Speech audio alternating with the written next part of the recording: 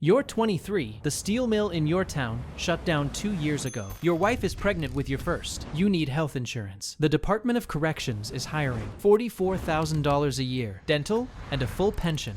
After 20 years, the recruiter calls it a career. You call it a lifeline. Day 1, you walk through 3 sets of heavy steel doors. The sound they make when they lock behind you is a physical weight. It's the sound of being buried alive, 12 hours at a time. The air smells like industrial floor wax, old sweat, and suppressed rage. Your training taught you how to deploy pepper spray and apply handcuffs. It didn't teach you that 120 maximum security inmates and 2 guards isn't law enforcement. It's hostage negotiation. For the first year, you're a ghost in a blue shirt. You do cell checks. You pat down mattresses. You ignore the insults. You believe the badge actually means something. Then comes year 3. Your baby needs braces. Your truck needs a new transmission. You're working 60-hour weeks with mandatory overtime, and you're still drowning. Inmate Harris notices the dark circles under your eyes. Harris is doing life for armed robbery. He runs cell block D. He doesn't threaten you. He smiles. He asks for a small favor, a single pack of Newport cigarettes.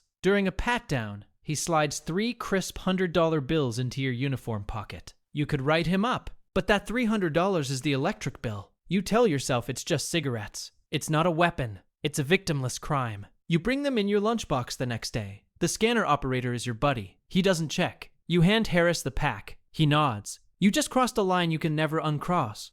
By year 7, it's not cigarettes anymore. It's Suboxone strips flattened inside legal mail. It's burner phones taped to the inside of your boots. Your state salary is $52,000. Your real income is triple that. You buy a new boat. You take your wife to the Bahamas. You justify it. The system is broken anyway. You might as well get paid. Then comes year 12, the reality check. A turf war breaks out in the yard. 2 rival gangs. You're up in the observation tower. You see it happen. A kid, barely 19, gets cornered near the weight bench. They pull out a shank made from a melted toothbrush and a razor blade. You freeze. Your hand hovers over the alarm. You're supposed to call it in, deploy the tear gas. But the guy holding the shank is Harris's right-hand man, the guy who pays your mortgage. If you gas him, he gets solitary. If he gets solitary, he talks. If he talks, you go from the guard tower to a 6x8 cell. You wait exactly 45 seconds before hitting the alarm. 45 seconds is an eternity in prison time.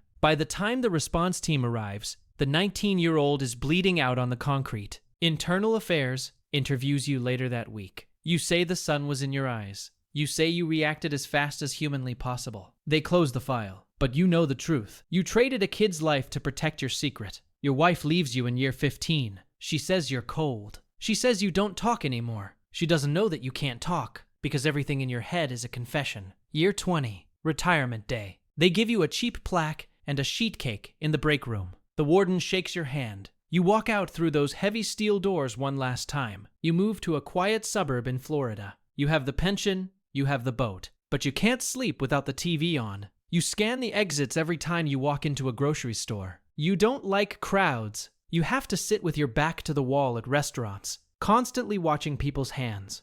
You finally realize the bitter truth. You never really left. The judge sentenced those men to 20 years, but you served it right next to them. The only difference is, they got to leave their trauma in the cell. You brought yours home. That's a wrap for today. The story you just heard is fiction, but the American prison machine is real. And right now, in a maximum security unit somewhere in Texas, a 23-year-old guard is looking at an envelope full of cash, convincing himself it's just a one-time thing. If this made you think, drop a comment. Subscribe for more. See you in the next one.